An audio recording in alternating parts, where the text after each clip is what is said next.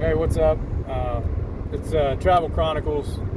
It's Chapter 46, Subset B. It's a continuation of the day. There's a lot of stuff going on this week that's just upset me. I forgot to mention this morning that the NBA players' strike had ended. And it's not a boycott. You cannot boycott yourself. I already told you this. It's a strike. And the strike ended after a day. But essentially it'll be 3 days because I think they quit playing games Wednesday night and they'll be back playing on Saturday.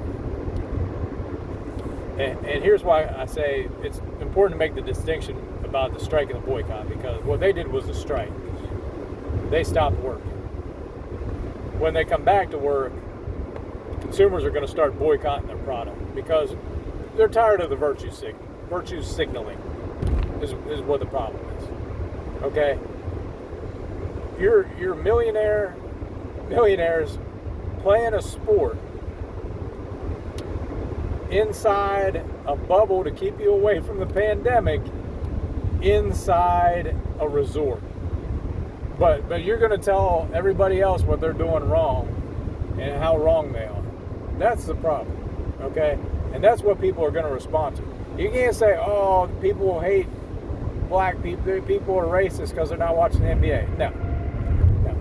Now it's people hate NBA players for trying to virtue signal right now. And I get it, okay? There's a presidential election coming up.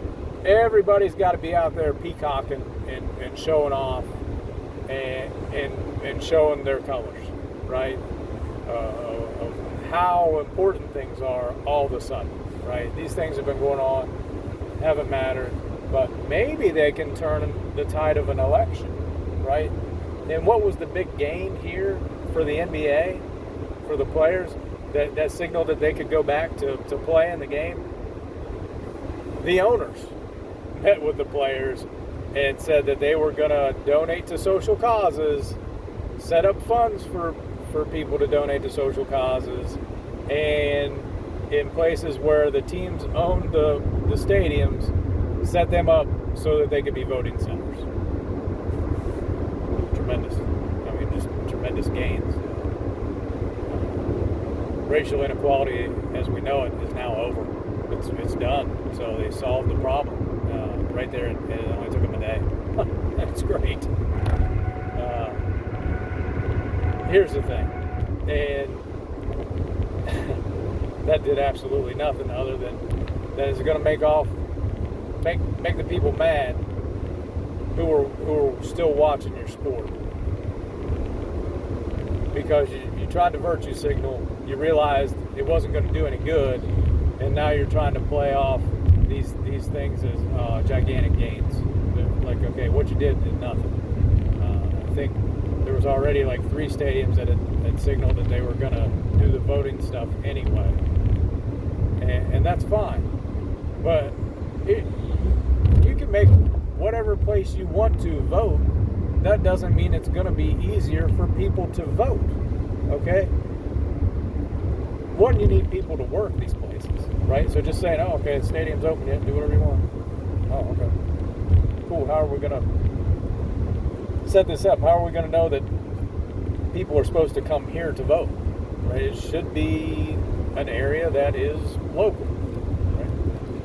Most of these stadiums are built in places that are sparsely populated. So now people are going to have to drive to these stadiums to vote that are probably going to be out of the way, and travel's probably going to be restricted. You know, or you're going to have these gigantic restrictions of traffic, because everybody's going to want to go vote at the stadium now, right? I mean, it's 20-30 minutes out of the way. Stadiums are only built to hold 20,000 people, you know, the seating capacity. I'm not sure what the just walking around capacity is in the corridors, you know, but you know, most of these stadiums are in areas where there's like millions of people. So, hey, I've never voted before. Where do I go to vote? I guess I'll go down to the stadium. Oh, okay. Hey, do I vote here? Nope. Oh, no. Well, I want to vote here. Well, you can't, because this isn't your precinct. What's a precinct? A precinct is the area that you vote in. Well, I didn't know that. Well, that's probably because you never voted before. Where do I go? Oh, you go back to where you live to vote. Oh, okay. Can't I just do an absentee thing and fill out a thing here? No, that's not how it works. So now you've got to travel back to where you live to vote. I mean, it's going to be a complete crap show, to put it lightly, the first time this happens. And it's unfortunate because this is the law of unintended consequences, okay, at its peak. And it's like, oh, we want to try to get people to vote. We want people to come out and vote. People who have voted before, that know what they're doing, know where to go to vote, and it won't be an issue. Setting up these super voting centers is kind of a joke because you're going to have to replace a previous precinct, right? So everybody can vote somewhere. And, and maybe precincts for these black communities, that they know where they're at, have been difficult to get to and difficult to vote in anyway. So this may be a help to those places. But it may also not be, because it depends on who's running.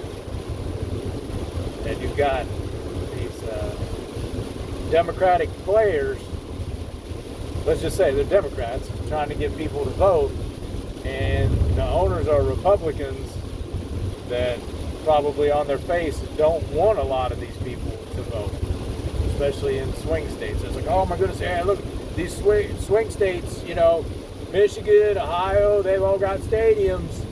Yeah, we're going to get people in there to vote. And I'm telling you, we'll see how it goes. We'll see how the actual vote goes and how much of a mess it is when we get there. But it's going to be the law of unintended consequences of how difficult it's going to be for people to vote. They're going to go to the wrong place. They're not being able to vote at all. That's what's going to happen. So number one, if you can, before you go to vote, figure out where you're supposed to go. That's rule number one. And if you're not sure, ask a neighbor, because they go to the same place you go to vote. That's how that works. Voting is based on where you live. That's how they check you at the polls. Okay? And it's not against the law to ask for identification at the polls. Otherwise, somebody just walk up and say, hey, I'm Joe Smith. I'm here to vote. Oh, okay. Well, that name's not, it's under Charlie's. They're just looking for names under there. People haven't voted yet. It's like, it's Charlie Smith. It's under Charlie Smith. It's everyone calls it Joe. I'm sorry, I forgot about that. I mean, it's so easy to just make something up and you go, it's like, all right, do you have ID? Oh, that's against the law. You can't make me show ID. Oh, no, you got to show that ID or you ain't voting for Charlie Smith.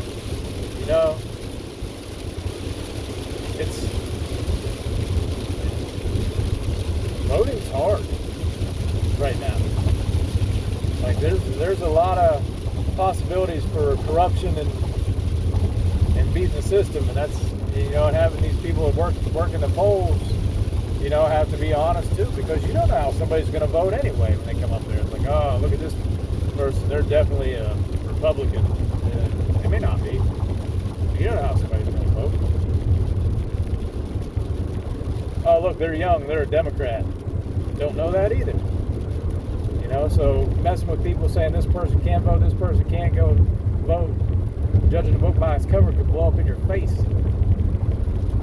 And I think that's going to be the other thing once, the minority population becomes more ingrained in voting and becomes more of a fixture. Their values are going to change. Their value systems are going to change for just regular vote, because the hardcore elitist Democrat, which is your entertainers, the Hollywood people that they want to march out. Oh, you see them all the time.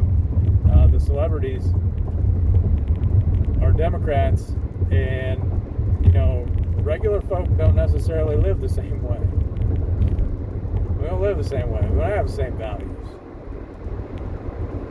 We don't virtue signal the same way. The virtues that we hold near and dear ain't the same.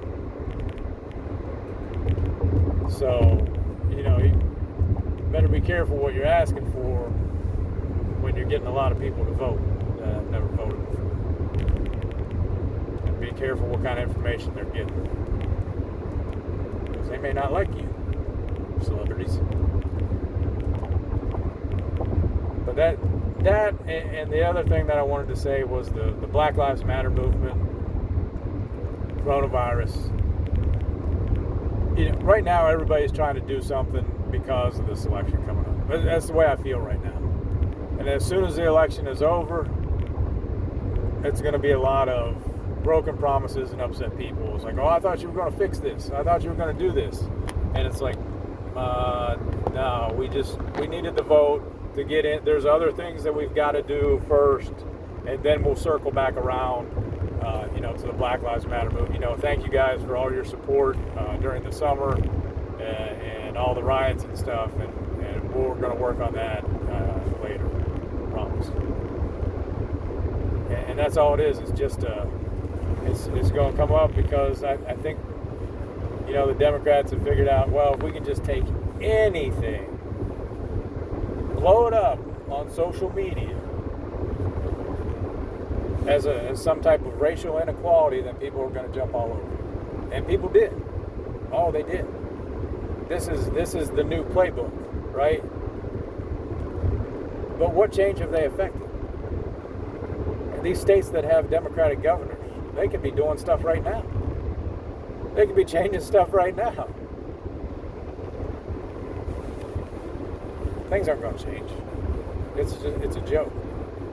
It's a joke, and it's just making everybody mad and trying to make people mad, and it's going to disappear by the middle of November. As soon as the election's over and everybody thinks that they won something, it's going to disappear, and they're going to be like, wait, what happened? Because didn't this happen? This happened before, right? In like 2012 or 2016. What happened then? Oh yeah, that was an election year. Oh, and then we never heard from it again until 2020, which was another election year. So what do you think is going to happen? We're not going to hear much about it until 2024. They're going to try again. The new and improved version, right? Because that's what we got this time. The new and improved version. So to me, it's a flat-out joke. It's going to go away. The same thing with coronavirus. The reason it is going to go away around the election, it's not that it's going to go away. It's the enforcement, the attention, the people that want to hit up social media and point to everybody who's not wearing a mask, and businesses that aren't doing this, aren't doing that.